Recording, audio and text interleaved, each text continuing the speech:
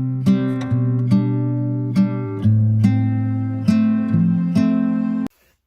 been a while since I've been in this room. Greetings and salutations, we're back looking at more anime. So, when it comes to anime that are based around the idea of creating mechs, to fight monsters or aliens, it's an idea that has been quite common in, pop culture and anime as well. But, the show that would eventually give us the influential Neon Genesis Evangelion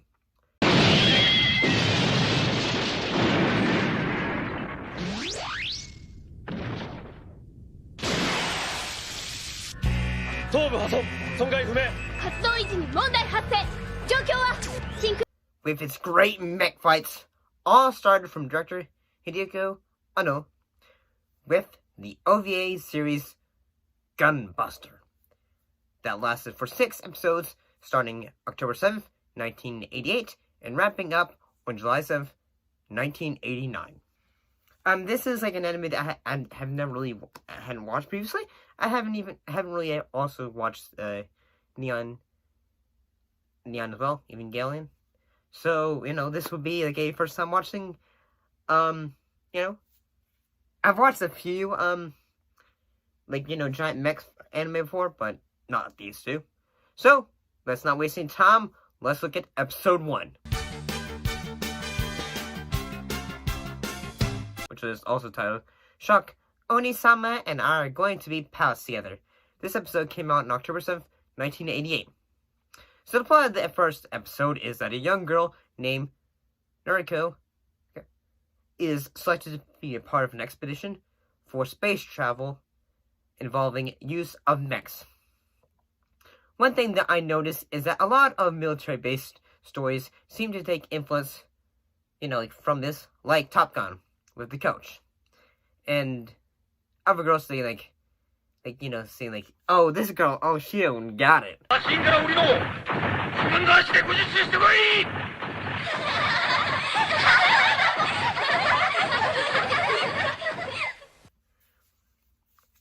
The moments from the episode, this episode, in which, I threw my fist in the air, said, hell yeah, was, how hype I got when Noriko's fight with the mean girl bully. And yeah, I gotta say that fight scene was pretty good. I thought it was really great.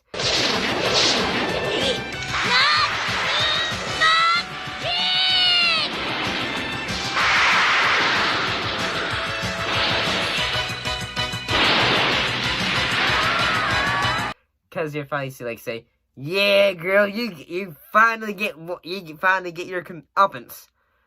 Overall, I thought this first episode for it was pretty great. So, let's move on to episode 2. Which is called Daring, the Genius Girls Challenge. Which came out on October 7th, 1988. Noriko, and also her, Oni-sama, in this case, arrive at the Exelon, where they meet Jung Fron. Jung challenges Kasimi to a mech fight. Along the way, they find an alien and discover Yuzo Takai's ship, and that is Noriko's father, who looks at him. At the beginning of the episode, it's her father was a legendary general, but he had ended up passing away at the beginning of the series. 2015年12月20日、曇りのち雨。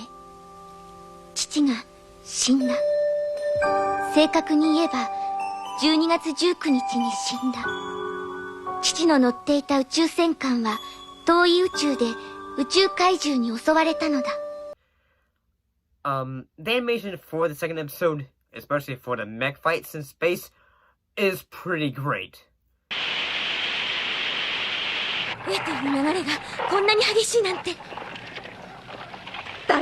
But you kind of can't stop watching when Noriko is trying to make her way through the ship to find her dad. There are some moments that are probably, like, say, not safe to watch when you're at work. Like, because sometimes when I have to do, like, say, reviews of shows, sometimes I have to watch some of them when I'm on break at work. So, there is a moment in this episode.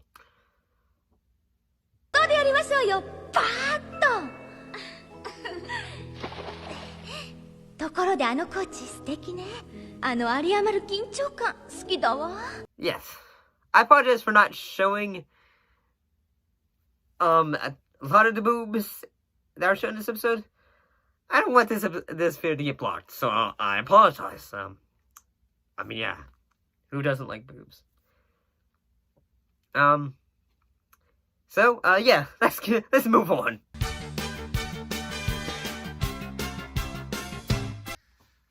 And let's look at episode 3. First Love and First Sortas.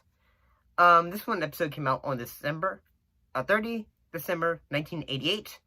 When this episode, Noriko meets a guy on a dare. And by dare, basically, all the girls are saying, tie this, like a bandana to a stair and come back.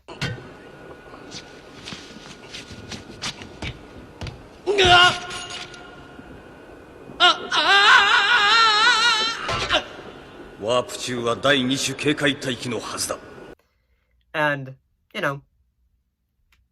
and at first, she's, her and him, like, say, hey, they start to, become partners because, only some basically has, like, say, I don't want to work with her anymore. However, Smith and her go into battle, and I gotta say, the battle sequence is actually very, kind of like, oof.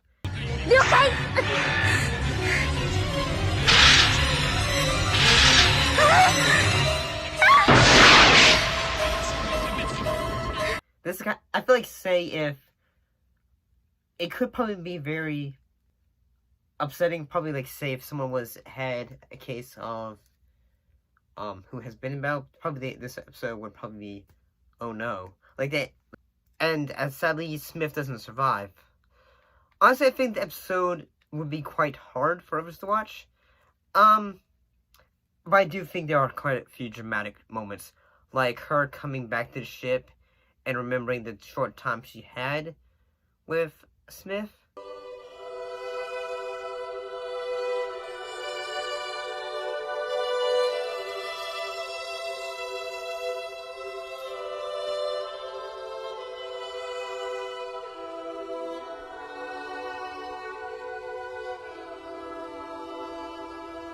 Just the moment when she's in space alone calling for him is really kind of haunting, but at the same time is visually stunning.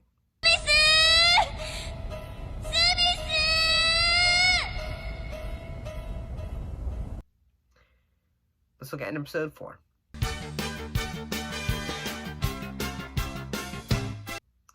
Episode 4, Launch, The Unfinished Ultimate Weapon, December 30th, 1988. In this episode, Noriko is still raveling after death of Smith and is afraid to go back into this battle.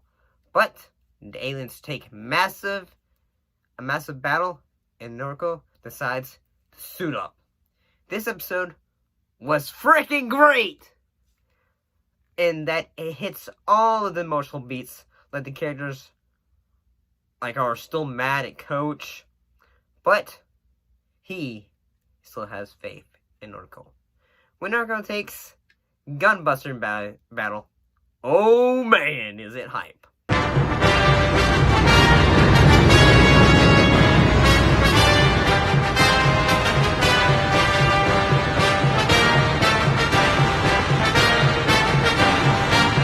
From the fighting sequence when it's revealed he just has this as a pose.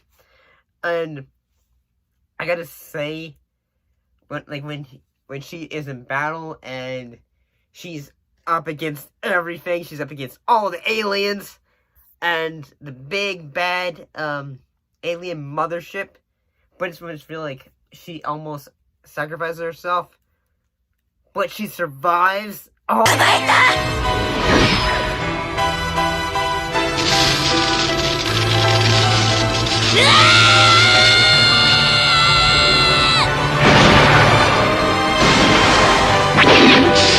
Oh man!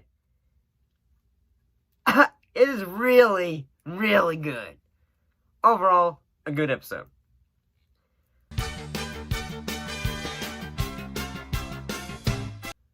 Episode 5. Please, there's time enough for love. July 7th, 1989. In this episode, it seems years have passed since Naruto meets up with an old friend.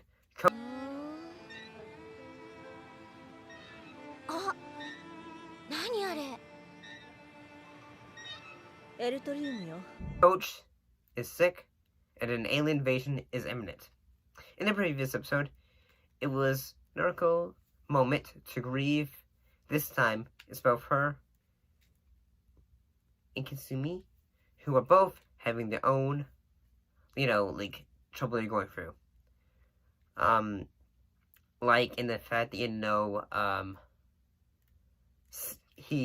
Coach is sick, like when a nuclear bomb is dropped in that.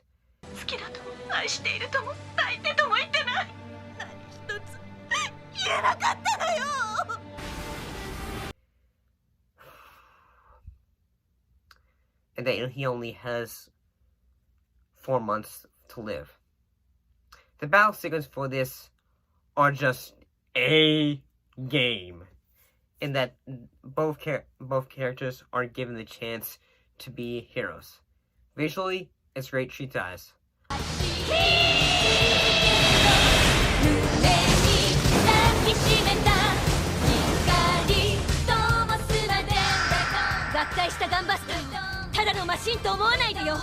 Also think that I could totally be wrong about this, but the animation seems to have been given a bit of an upgrade. So overall, I gotta say, episode 5, pretty great. In episode 6, At the End of Eternity, it was released on July 7th, 1989. Many years have passed for Naruto, such as Coach has passed away. 行ってきます。あなた、いえ、コーチ。太田中佐。柏原校長。The aliens are still giving them trouble. The things that make this finale work are the dramatic aspects, like the idea that for those on Earth, 16 years have passed. But only 16 minutes have passed for those who are on space. Which, when you think about it, is quite rough in that, it feels like, you would have missed out on a lot when it comes to family, friends, and others. Such as, say, getting older with others, marriages, births, and even, not being able to say goodbye to others when someone passes. The one issue I kind of have, I think, is that while I think the animation for it is good, and the use of it in black and white gives it a bit of, a dramatic push, I suppose. お願い、耐えて、ガンバスター。これでバスタービーム、バスターコレダー、すべて使えなくなったわ。I do feel like perhaps the show ran a little bit low on its budget, so they decided to have everything in black and white. I could totally be wrong about that, but I do think this episode is great as a finale to the show. I gotta say, especially near the end of the battle sequences and all that, I do have to say it is a bit strange when they're going into battle and she just rips her shirt off and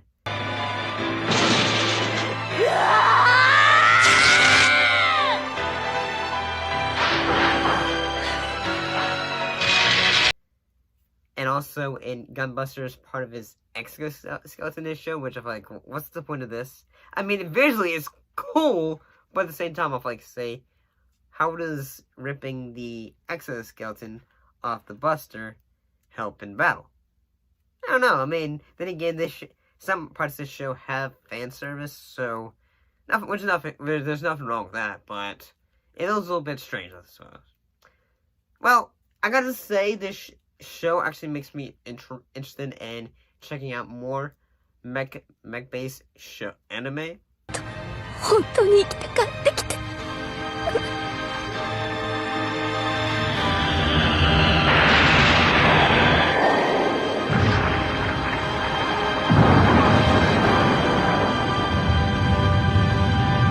ごめん、キミコ、もう会えない。I don't know. What are your thoughts on the anime GunBuster? This show actually had a GunBuster 2, I believe. Maybe one day we'll check that out. See you next time, because I do have something that's pretty exciting for those of you who are big Doctor Who fans. See you next time.